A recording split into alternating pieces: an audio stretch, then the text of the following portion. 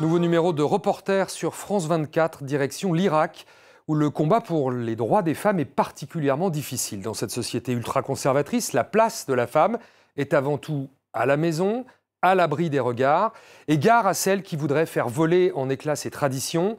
Violences domestiques, mariages forcés, crimes d'honneur, viols, les menaces sont nombreuses, courantes et largement acceptées par la société. Au mépris de ces risques, quelques Irakiennes décident pourtant aujourd'hui de se battre et de faire naître un mouvement féministe dans le pays. Lucille Wasserman, bonjour. Vous êtes notre correspondante à Bagdad. On vous avez suivi pour ce reportage 3 d'entre elles qui se battent souvent au risque de leur vie. Bonjour Antoine, oui effectivement on a suivi pendant plusieurs mois ces 3 femmes extrêmement courageuses qui se battent à leur échelle contre toutes ces normes très conservatrices en Irak, et on a surtout voulu mettre en lumière leur parcours et leur détermination plutôt que tous ces facteurs qui composent finalement cette société patriarcale. Vous allez le voir, ces Irakiennes doivent faire face à des menaces, à des campagnes de déshonneur, à de nombreux affrontements avec leur famille, mais malgré tout, elles ne baissent pas les bras et continuent de se battre tous les jours pour leurs droits fondamentaux dans le pays. Irak, le combat des femmes, un reportage signé Lucille Wasserman qu'on retrouve dans un instant, signé également Jack Husson pour France 24.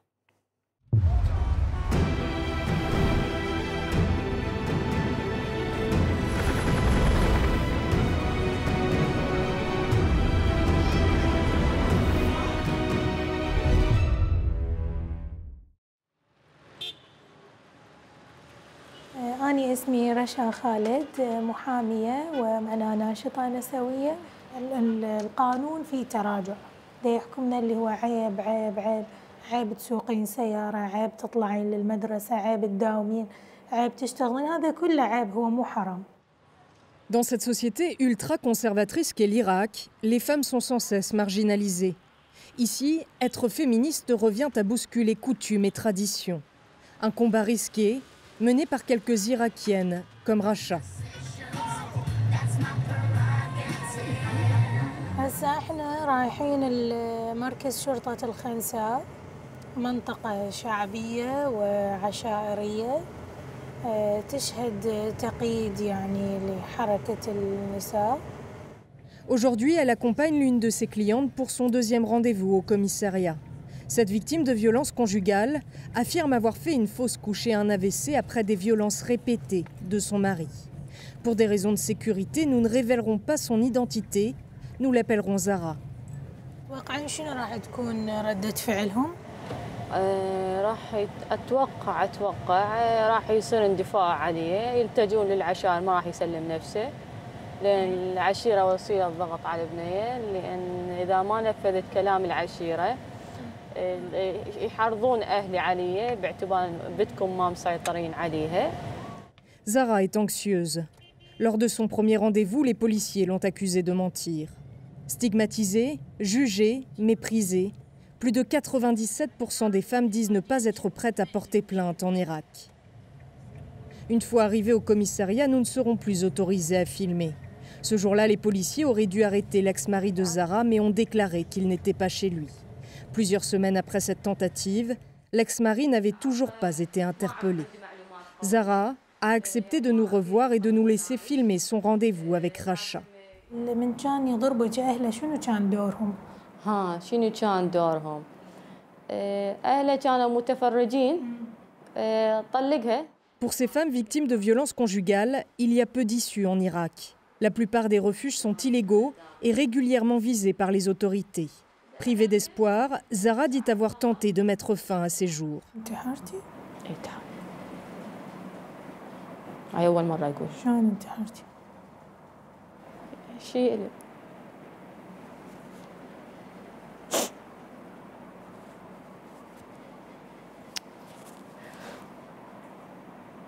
مت القزاز، ذبحت الورين، كنتم ودوني لأهلي. سووا هسه من عرف أنا انتحرت، هسه عادي من واحد يسمع انتحرت هاي يقولون مو زينة، ما يقولون ضغوطات، ضربني بالحديدة وراد يجهضني وهاي، ما يقولون هذا السبب. هاي خذوني المستشفى دخلت شنو الحالة؟ باعوا هيك شنو هاي يلا دخلت ايدها بالشباك وهاي وانجرحت. يعني ما سجلوها بالمحاولة انتحار؟ لا تعاونوا ويا ذولاك. الصراحة أشعر بالحزن وبعض الأحيان أشعر بالغضب. يعني نحتاج إلى قوانين أخرى ونصوص أخرى جديدة حتى تلبي التطورات والتغييرات المجتمعية اللي صارت. السطوة العشائرية هي اللي بدت يعني تضغي على السلطة القضائية. Les lois tribales sont loin d'être le seul obstacle pour ces femmes en demande de droits et de liberté. Même dans les lieux les plus tolérants de la capitale, les Irakiennes doivent faire face au carcan d'une société ultra-patriarcale. My name is Marceline. The feminism for me is just like being a human. It's just a word you can be it, like if you are a man or a woman, we all feminists. We all should fight for all rights. Marceline, ce n'est pas son vrai prénom, mais c'est celui qu'elle a choisi et sous lequel les gens la connaissent. Avec son style décalé, elle ne passe jamais inaperçue à Bagdad. This is one of some difference here in Iraq. Just because I'm a girl, it just makes me like, oh, why she have a lot of piercing? Why she have a tattoo? Even the women could be just the first enemy for any woman. Sometimes make me shocked when I see a girl told me, no, you are a bad one because you wear this.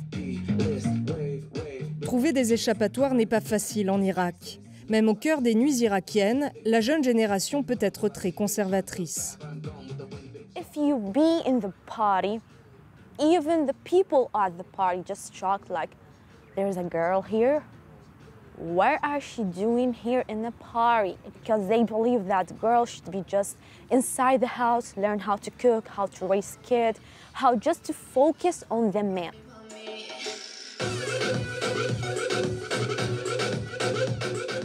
L'un des seuls environnements où Marceline se sent à l'aise est avec la petite communauté LGBT de Bagdad. De jeunes Irakiens qui vivent à contre-courant dans cette société conservatrice. En Irak, plusieurs sont morts à cause de leur orientation sexuelle. Nous ne montrerons aucun visage des participants de cette fête. If you don't feel safe on your country, on your nation, on your home, where did you can find the peace? إذا أهلي دروا عرفوا حتعرض للقتل أكيد أو مشاكل، أتحارب وأنحرم من كل شيء، لأن إحنا بمجتمع حرفياً مريض وما يتقبل المرأة تكون حرة أو هيك. Marceline a décidé de faire voler en éclats les diktats de la société irakienne lorsque sa mère a voulu divorcer en 2016. Ce jour-là, son père a pris d'assaut leur maison avec ses proches pour s'opposer à cette décision. At some point, I heard like someone like break through our door. There's a lot of people came. I hear a lot of huge voices. Like I hear a lot of shots in the house. I was like, what's happened here? Personne n'est blessé dans l'incident, mais Marceline est alors emmenée par son père dans le nord de l'Irak. Il lui confisque son passeport, qu'elle n'a toujours pas récupéré depuis. I do not want to live that. I do not want to be in cage because I do not accept their ideas. So in that time, I started to believe that I'm feminism because I have to fight for my rights. Depuis, Marceline a rejoint sa mère à Bagdad, qui vit dans un appartement très sommaire grâce à un travail dans un ministère. Un fait rare en Irak, où seuls 2% des femmes à la tête de ménage ont un emploi stable. Aujourd'hui, la mère de Marceline veut lui donner l'éducation qu'elle n'a jamais eue, libérée des normes irakiennes. أنا أحب الفن وأحب الغناء أحب التمثيل. أنا هاي الأمور كانت ممنوعة عندنا يعني أحبها أشوفها بها إنه تكون فنانة وأنا دائما وياها إن شاء الله يعني فما ردت أكون مثل أمي فردت أكون عكسها تماما وإنه أمنح مارسلين الحب والثقة والأمان. After 2016, she just realized that, okay, we're actually a team. We don't actually believe in family system, we just like fight for each other. And that time I realized I'm not the only feminist here. My mom is feminist too. Même au cœur de Bagdad, dans les quartiers les moins conservateurs, Revendiquer ses droits en tant que femme demande du courage et de la détermination. Qu'en est-il alors au sein des segments les plus radicaux de la société? واحدة من الحالات اللي تعاملت وياها أني إنه كان أكو بنت عمرها يطلع بال 16 سنة، فهي بقت فترة تتواصل وياي، فحكت لي قالت لي ست مريم أنا بدي أحكيش موضوع دا يصير وياي. شوفتني إنه هي تتعرض للتحرش من أخوها بنفس البيت. تعرف شنو والدتها مسوية؟ ماخذتها الدكتور تكشف إنه هي بعد باكر. En parallèle de son travail comme fonctionnaire, Mariam Samir a établi des contacts avec des centaines de femmes qui vivent dans les quartiers les plus conservateurs en Irak. Face à leurs témoignages, elle a décidé d'organiser des ateliers d'écriture comme ici, pour les encourager à s'exprimer. عمري 20 حاليا بشهر الثامن 21 إن شاء الله. طبعا واجهت بداية الأمر صعوبة إنه أجي هنا، إنه أهلي قالوا شلون وأكو كاميرا لولا.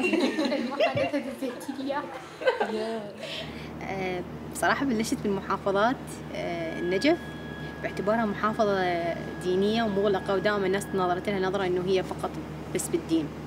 رحنا للنجف وقتها قالوا ست إنه هسه شو يقولون علينا؟ إحنا لابسين نطلع بفيديو أو نجي ندوة، فقلت لهم اللبس ما يحدد ثقافة معينة. فسوينا محافظة النجف وبوقتها ورش عن الكتابة، وبنفس الوقت ردنا نشوف إنه اليوم إنه أنت تقدرين تلبسين عباية وتلبسين حجاب بس أنت مثقفة وهذا ما راح يمنعك. كسروا هذا الحاجز إنه اليوم. Depuis, Mariam a organisé des dizaines d'ateliers dans 18 provinces en Irak pour permettre à ces femmes de partager leur histoire et de leur raconter la sienne. شفت هالشيء أخويا أنا ضده، لأن هو صراحة ما يعرف شلون يعامل المرأة وعنده كلش يعني لا مو غيره يعني عقليته كلش محدودة، رغم إنه أنا ما أتدخل بتغيير شخص يعني إذا ما هو قبل هذا الموضوع. Elle-même issue d'une famille conservatrice, Mariam se sent légitime pour parler à ces femmes. En 2019, elle franchit un nouveau cap en participant à une conférence diffusée au niveau international, malgré la désapprobation de ses proches. فيديو تيدكس من طلعت به حكيت إنه أنا شنو عانيت مثلاً وشون قدرت أوصل. هالفيديو أثر بكثير بنات. هي هاي جذور إحنا متغلغلين فيها، إنه إحنا اليوم عاداتنا وتقاليدنا تحكمنا بسبب المجتمع اللي عايشين به. Mariam ne compte plus le nombre d'affrontements avec ses parents, mais espère qu'ils comprennent un jour les raisons de son activisme. أتمنى يحسون بقيمة هذا الشيء اللي أحبه. هو مش عادي، هالشيء أبد ما عادي، لأن هم يحبوني وأنا أحبهم، بس هم هذا خوفهم هو السبب يعني، بس أنا فعلا بدي أسوي شغلة. Avec près de 2 femmes sur 3 qui se considèrent inférieures aux hommes en Irak, le féminisme a encore beaucoup de chemin à parcourir. Dans les rues du pays, les quelques militants de la cause se font discrets, mais ne perdent pas espoir d'être les pionniers d'une nouvelle société plus égalitaire, malgré les critiques et les risques pour leur vie.